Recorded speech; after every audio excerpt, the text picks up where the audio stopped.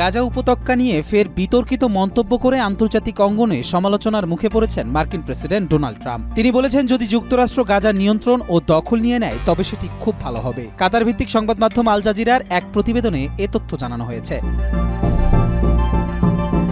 Trump সম্প্রতি Israeli প্রধানমন্ত্রী Benjamin নেতানিয়াহুর সঙ্গে বৈঠক করেন। বৈঠকে ইরান গাজায় যুদ্ধবিরতি, বন্দিমুক্তি কিংবা কোনো আনুষ্ঠানিক ঘোষণা না আসলেও আলোচনার কেন্দ্রে ছিল গাজা থেকে ফিলিস্তিনিদের অন্যত্র সরিয়ে নেয়ার পরিকল্পনা বলে ধারণা করা হচ্ছে। ট্রাম্প বিস্ময় প্রকাশ করে বলেন, তিনি বুঝতে পারছেন না কেন ইসরায়েল প্রথমেই সেই ভূখণ্ড ছেড়ে দিয়েছে, যা অবশ্যই আইন বিশেষজ্ঞদের কাছে বিতর্কের বিষয়। তারপরও তিনি আরও বলেন, যদি মার্কিন যুক্তরাষ্ট্র গাজার নিয়ন্ত্রণ ও দখল করে নেয় তাহলে এটি খুবই ভালো হবে। অন্যদিকে নেতানিয়াহু দাবি করেন, ফিলিস্তিনিদের গ্রহণ করতে ইচ্ছুক কিছু দেশের নেতাদের সঙ্গে তিনি যোগাযোগ করেছেন, যদিও এর পক্ষে কোনো নির্দিষ্ট তথ্য বা প্রমাণ হাজির করা হয়নি।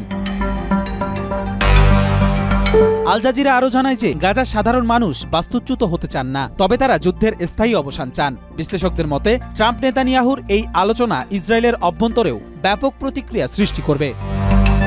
কবির চৌধুরী, জয়, মাই টিভি।